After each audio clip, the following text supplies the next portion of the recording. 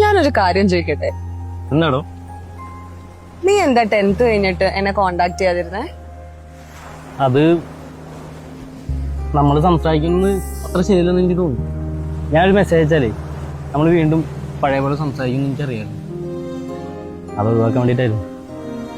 നിനക്ക് എന്തായിരുന്നു അല്ലെന്ന് ഒഴിവാക്കേണ്ടിയിരുന്നത്?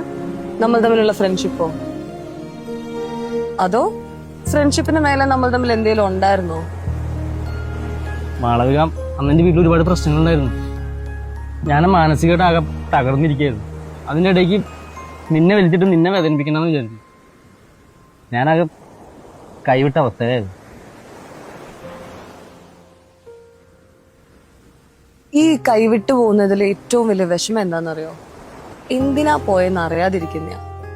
നീ പോയപ്പോ എനിക്ക് എന്തോരം വിഷമായെന്നറിയോ അലൻ? എന്താണേ നിനക്ക് എന്നോട് പറയാറുന്നില്ലേ?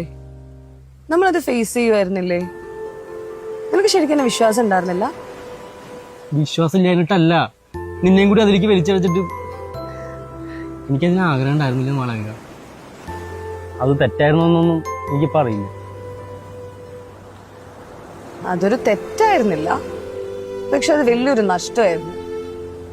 ഞാൻ ശരിക്കും നിന്നെ ഒരുപാട് മിസ് ചെയ്തിരുന്നു അലൻ.